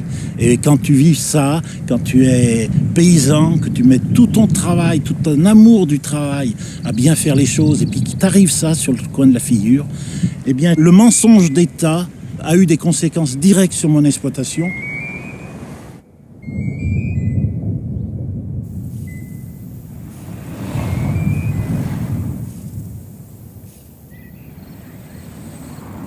« 13 mars 1980, à la centrale de Saint-Laurent-des-Eaux, un circuit de refroidissement est obstrué. 20 kilos d'uranium partent en fusion. Fusion partielle du cœur du réacteur, soit l'accident le plus grave qui puisse exister. Réacteur hors service pendant quasiment 3 ans. 8 ans plus tard, des chercheurs découvrent des rejets de plutonium dans la Loire.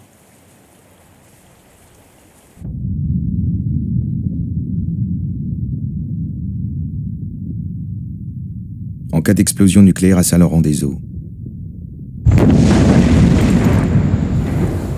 Des décennies de radioactivité. Environ 1 million de personnes évacuées. La plaine agricole de la Beauce radioactive. Les châteaux de la Loire radioactifs. 14 avril 1984. Le Bugey, soit 2 ans avant Tchernobyl. Un circuit de refroidissement se met à bouillir. Le cœur du réacteur rentre en fusion. La catastrophe est évitée de justesse. Le réacteur redémarre 1 semaine plus tard. En cas d'explosion nucléaire au Bugey.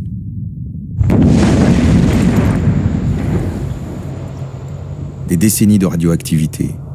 Environ 5 millions de personnes évacuées. Tous les domaines agricoles et viticoles radioactifs. Tous les domaines de montagne radioactifs. Toutes les banques de Genève radioactives. 27 décembre 1999. Le Blayais. Tempête du millénaire. 90 millions de litres d'eau se déversent dans l'installation. L'alimentation électrique des réacteurs 2 et 4 lâche. 2 moteurs diesel de secours prennent le relais. Route d'accès à la centrale inondée. Système du réacteur numéro 1 hors service. Aucun moyen supplémentaire pour refroidir le réacteur.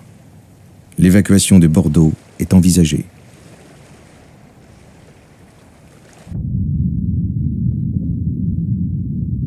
En cas d'explosion nucléaire au Blayais, des décennies de radioactivité, environ 2 millions de personnes évacuées, le bassin d'Arcachon, le bassin de Marennes-Oléron et l'île de Ré, radioactifs, forêt landaise et littoral atlantique, radioactifs, tout le vignoble bordelais, radioactif.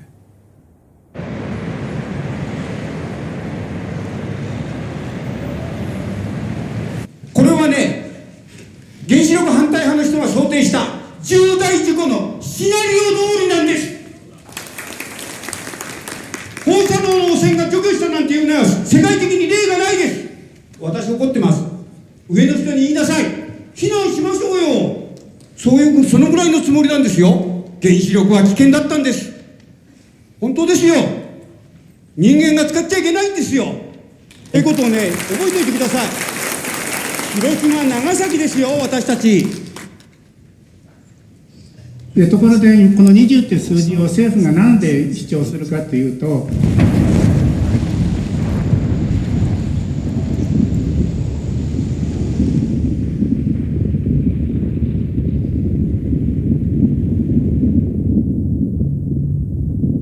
本当はもっと現実的な話で、これを10ミリシーベルトに仮にしたらどんなことになるかってことを政府が恐れた。で今あるその10ミリシーベルト以上のところっていうのはそれぞれの都市の中心地になるわけですよね。福島も中心地だし、郡山も中心地。それを10ミリシーベルトにしたら政府はもうとんでもないことをしなきゃいけなくなる。でそこで何度かんのごちゃごちゃごちゃごちゃ言って逃げてるけれども、これは大変な問題であるのは事実だ。非常に繰り返しになって恐縮ですけれども、今ですから政府として考えておりますのは、この今の20ミリシーベルトの形での、っていうそれこだわる必要ないんじゃないですか。どうしてそういうふうにこだわる？一番こだわらなければいけないのは健康でしょ、子供の。Il me semble que déjà à 10 millisieverts, on devrait dire aux gens, il faut partir, les jeunes couples qui ont des enfants, il faut partir, mais il faut que l'État paye. 保証の関係の方をやっておりますので、実はここちょっと来ておりませんので、私だから責任あるような立場というわけではありません。私は絶対に自分の子供を20ミリシーベルトの線量があるようなところに住ませたくないですし、そう思うのが当然だと思うんですよ。そして具体的に提言させていく努力というのは、いろいろ関係方面でこれからもされていくことだと思う。全くそれをやっていないことが問題なんですよ。それをしないで、今はやむを得ないから20ミリシーベルトのところに住んでくださいということを政府は言っていると。今日全く逆のことが論理として展開されているということが確認できたと思います。Il n'y a pas eu de distribution de plaquettes d'iodure de potassium qui pouvaient protéger, c'est ça des plaquettes d'iodure, qui pouvaient protéger la thyroïde des enfants. Or, l'agence française a fait des simulations au Japon. Il y a eu plus de 10 millions de becquerels par mètre carré, ce qui génère une dose à la thyroïde d'un sievert. C'est pas 1 millisievert, c'est 1 sievert. Donc ça veut dire que vous n'étiez pas préparé à un accident, que vous n'avez pas distribué des plaquettes d'iodure de potassium, et donc vous allez porter la responsabilité de l'augmentation des cancers de la thyroïde chez les enfants. Ce qui est grave, c'est pas seulement du mensonge, c'est de l'incompétence.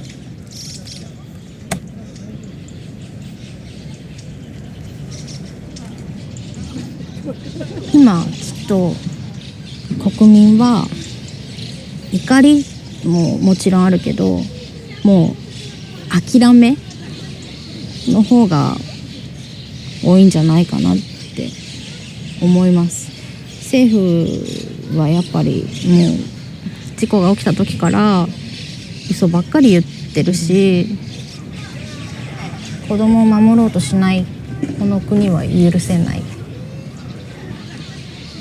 ノーって言わないことはイエスと同じだから、今までもっともっと大きな声で原発反対だって言わなきゃいけなかった。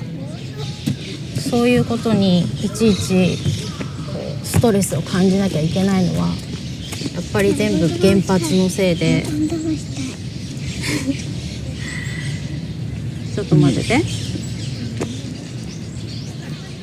子供たちがいるっていうことを考えたときにやっぱりそれは怖いので、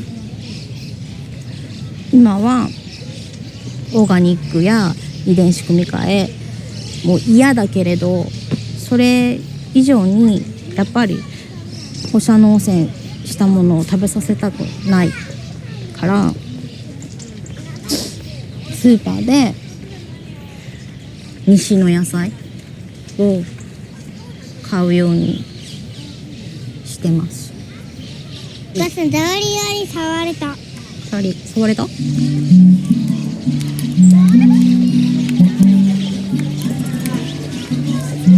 今日も新幹線をご利用くださいましてありがとうございます。この電車は翼号山形行きです。途中の停車駅は上野、大宮、宇都宮、福島、米沢です。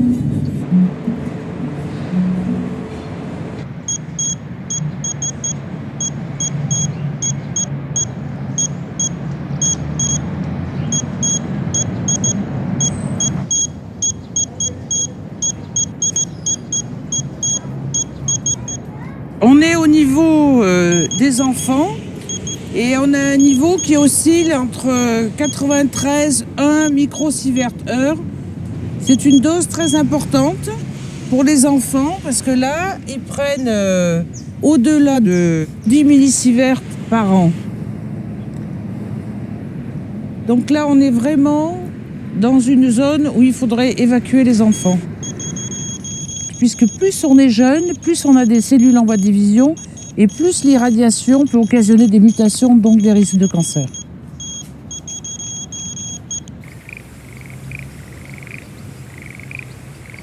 Vous avez de très belles rizières.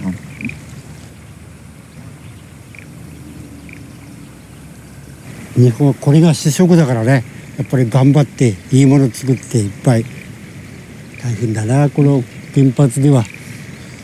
張り合いがねえのね。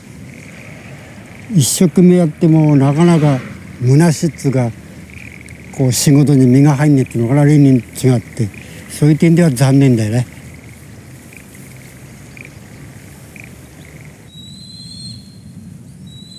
Là, on est à 0,45 microsieverts par heure.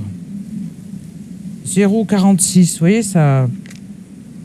Donc là, on est 3 fois plus qu'à Tokyo, où on avait fait une mesure. Hein. Donc ça veut dire que comme vous avez coupé l'herbe, vous avez enlevé de la radioactivité.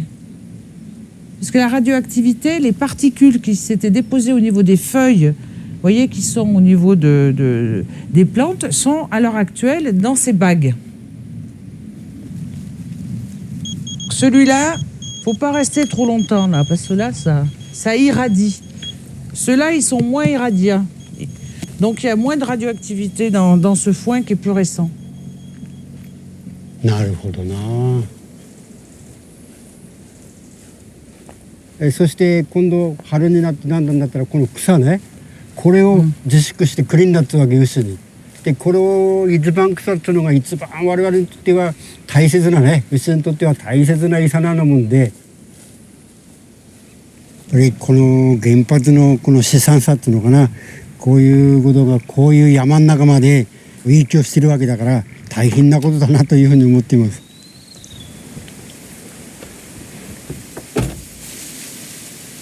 本当に放射能は化け物だね。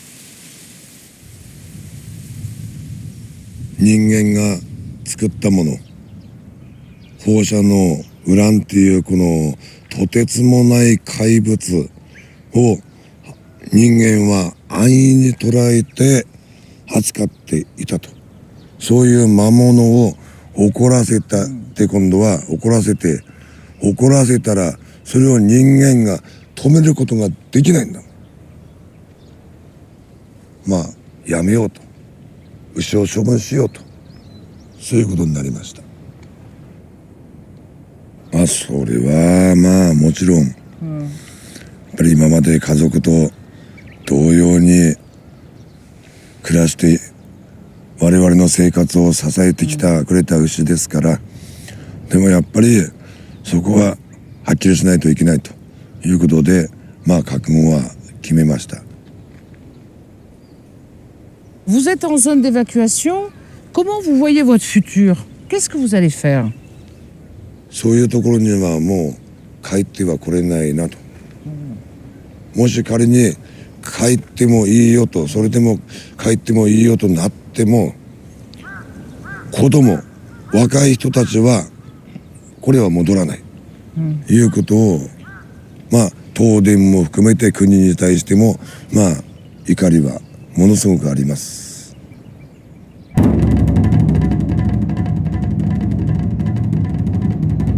行かないともうやってくれるのを待ってたんではダメだと。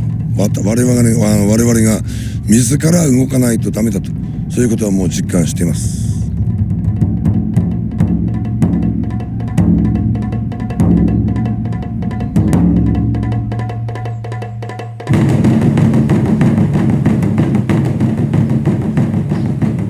5 décembre 2011, à Nogent-sur-Seine, 6 femmes et 3 hommes, militants non violents de Greenpeace, atteignent en 15 minutes l'un des réacteurs de la centrale, remettant ainsi cruellement en cause la sécurité des sites nucléaires français.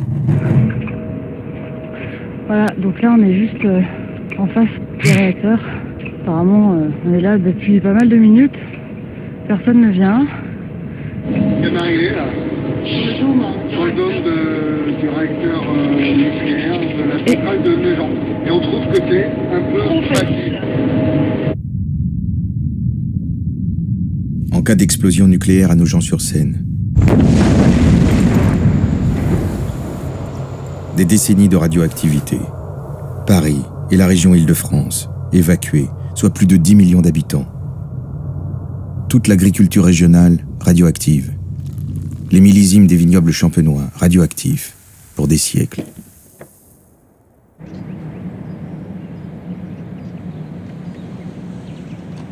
Ich bin immer gegen Atomwaffen in erster Linie gewesen, aber insgesamt gegen die Nutzung der Atomenergie. Und ich finde, auch das ist ein Skandal, dass wir keine Daten haben über die tatsächlichen Schäden, die durch die ganzen Unfälle entstehen. Deshalb stehe ich hier mit diesem Schild. Japon, le risque pour la santé publique est minime. OMS, 15 mars 2011.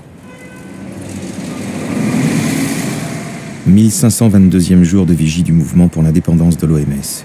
Je suis venu pour les générations futures et parce que je me sens concerné. Voilà, pour ces petits-enfants qui passent. Voilà, toujours.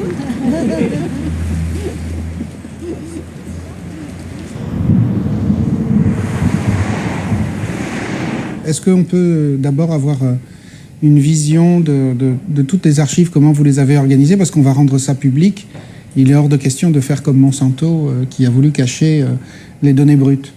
D'ailleurs, je vous remercie d'être ici chez moi, parce que c'est sûr que les interprétations de données comme ça, dans un grand labo où il y a beaucoup de monde qui passe, c'est mieux quand on le fait en cercle fermé. Et puis aussi, il faut toujours être jusqu'au jour J de publication très attentif, parce que plus la publication va être avancée, plus elle va être envoyée à la revue scientifique, plus on va avoir tendance à en parler naturellement entre nous et échanger des mails. Ce qu'on veut faire ressortir, c'est pourquoi c'est les meilleurs tests au monde et quels sont les inconvénients. Donc c'est un maïs cultivé aux États-Unis, en Argentine, qui est importé dans les taco chips, dans les produits à base de maïs qu'on va pouvoir consommer en Europe. Donc ça, c'est la première chose. Et on le compare à ce qu'a fait Monsanto. On compare notre test à ce qu'a fait Monsanto.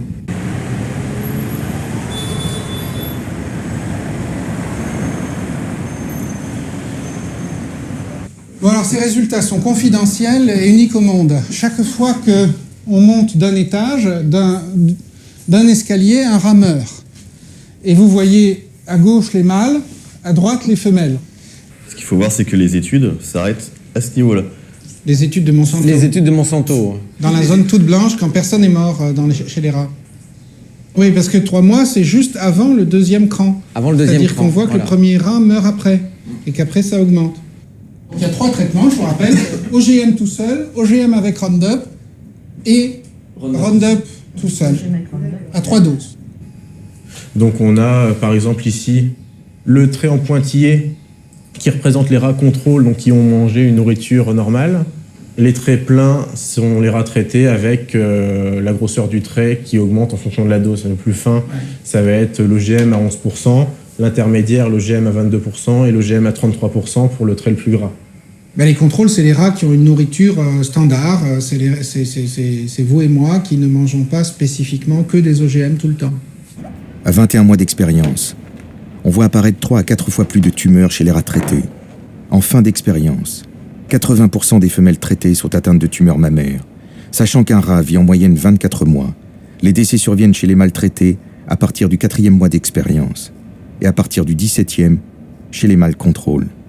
Les décès surviennent chez les femelles traitées à partir du 10e mois et à partir du 18e chez les femelles contrôle.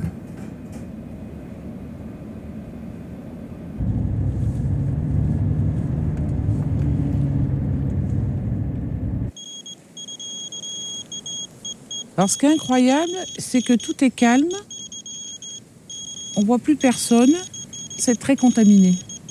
Et c'est ça le problème de la radioactivité, de la contamination, c'est que c'est invisible, inodore, et qu'on peut avoir des niveaux d'irradiation très importants sans que personne ne sache, si on n'a pas des moyens de mesure. Et là, à ces niveaux-là, au-delà de 2,20 microsieverts, on a dépassé les 20 millisieverts par an. Donc c'est pour ça que là, c'est une zone d'évacuation obligatoire. Et là, à 4,26, on a des risques de déclencher un cancer dans les 10 à 20 ans qui viennent, très très importants. Il ne faut pas rester longtemps pour nous-mêmes également.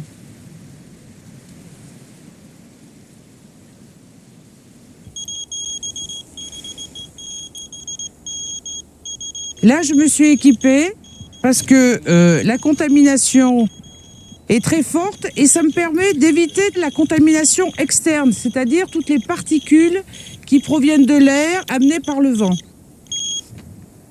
6,84 microsieverts par heure. Donc là, c'est très, très contaminé.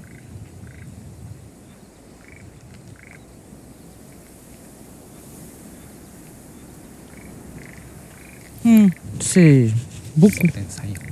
Avec ces niveaux de contamination, pourquoi vous restez là? でももう少しで間もなくなんですけど、はい、ポチラポチラと人はいなくはなってはいるんですけど、やむを得ないのかなっては思いますけども。どうもありがとうございます。もうこれね、俺らはもうあんたらもマスクしてこんなしてるけども、被爆関係ねえんだよもう。被爆。C'est le maire? 30メートルも50メートルもうウキリんだよ。今さらこんな格好したってどうしようもねえの。もうちゃんと日本語訳せや。Ouais. 本当ね。もう裸で洗ったって問題ねえぞ。うん。Je suis. 水着で歩って大丈夫。いやいやまだまだ。Ces niveaux de contamination sont très importants. Et il faut éviter la contamination extérieure. 10年ぐらい過ぎた後に甲状腺で何人被爆して入院するのか。フランスのどっから来て騒いでんのこれ。フランスは原発いっぱいあるのにさ。なんかこの人じゃなら敏感なんだね。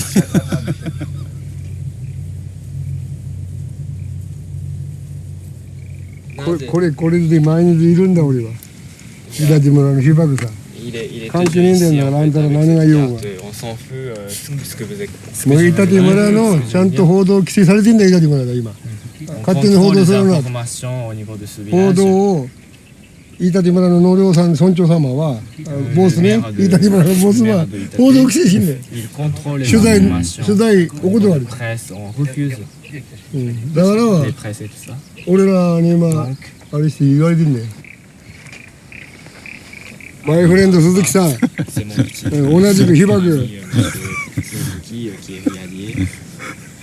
Et pourquoi vous partez pas vous? ご自身はなぜここから出て行かれないんでしょうか。自分の財産、土地、家屋、財産守りたい。Et où est votre famille? 鈴木さんと一緒。Est-ce qu'il amènerait ses petits-enfants ici? 子供と一緒にここに来ることはありますか？ No. Ah, alors pourquoi? なぜでしょうか？ Pourquoi si c'est pas dangereux? J'avoue que j'ai peur de radioactivité. C'est bien. 何も問題ないですから。分かった。すいません。長い間何もするんじゃなくて。どうも。子供に報告するんじゃ何も。Merci en tout cas. Arigato.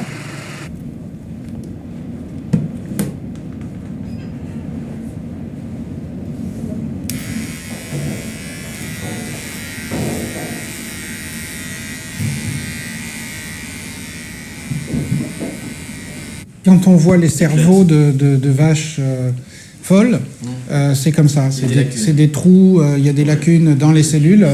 Et là, c'est dans l'ensemble, en fait, c'est du foie fou. Ce qu'il faut préciser, c'est qu'il y a eu beaucoup de rats qui ont été sacrifiés pour des tumeurs dépassant 25% du poids du corps. Et ça, c'est fondamental, parce qu'on n'imagine pas chez un humain une tumeur mammaire de 25% du poids du corps.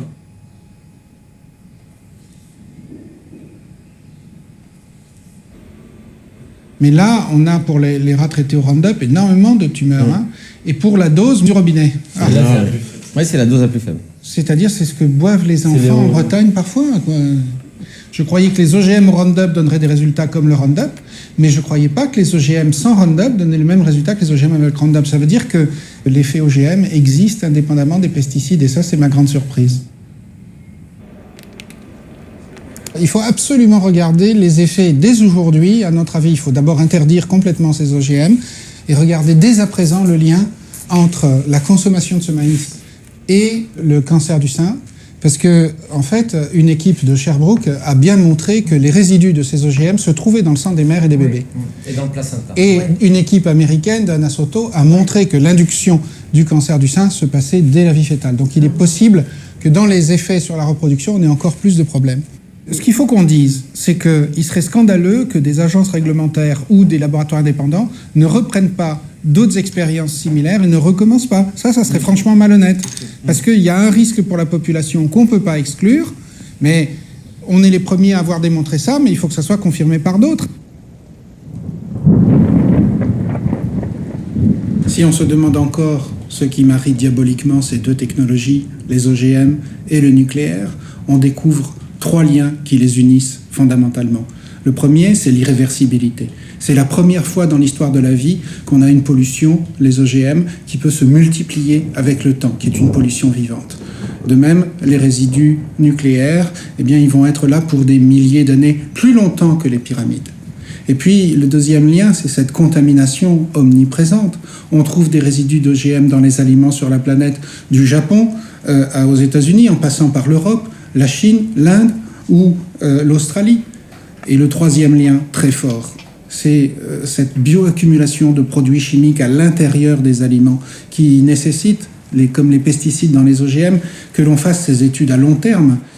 Et c'est pour ça que l'OMS dit qu'il n'y a que 50 morts pour Tchernobyl, ne prenant que les effets d'irradiation à court terme et laissant de côté les contaminations des produits chimiques dans les organismes des enfants qui vont avoir des conséquences sur des générations. C'est la première fois dans l'histoire de la vie qu'une espèce, l'humanité, est capable d'empoisonner sciemment ses petits.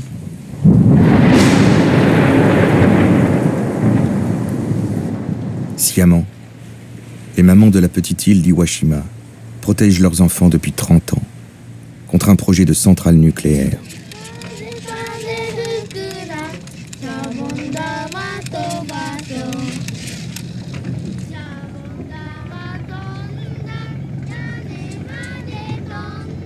Tous les lundis, quel que soit le temps, elles manifestent pacifiquement sur le port.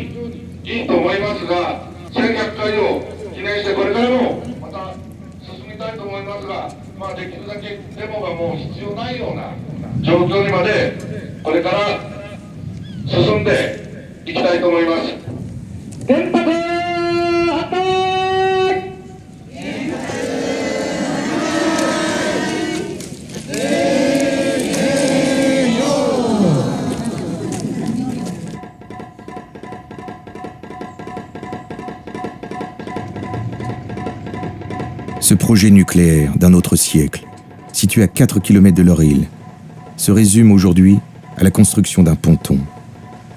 Les 500 habitants d'Iwashima sont en train de gagner leur combat.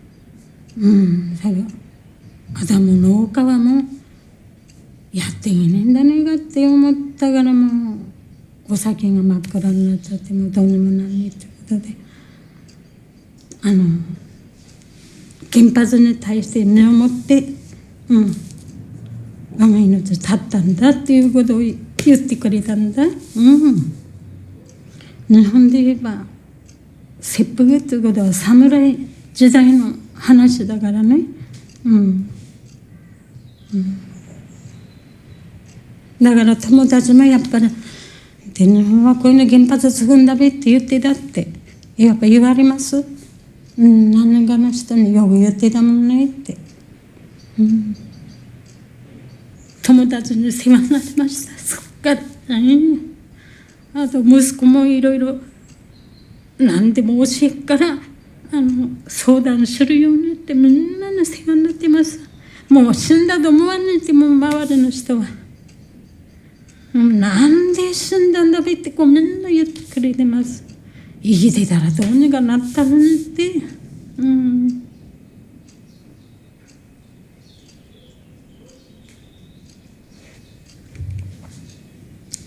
原発さえなければこういうのはなんなかった。地震だけなら我慢できたのね。みんな同じだから立場は。だけどここの父ちゃんは原発が引き金だったね、やっぱね。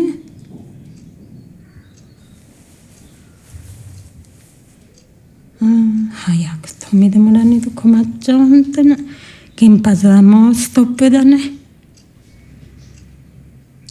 いや、ある程度やっぱり不便な生活を我慢してこれからはやっていかないと地球は終わりになると思ってます。もう日本だけでは済まないと思ってます。もうどこに逃げだって逃げようがないですもんだって。海はつながってる、空もつながってる、みんな一緒だもんね、どこの国だって。もう世界中の人が原発反対ってやっていかないと。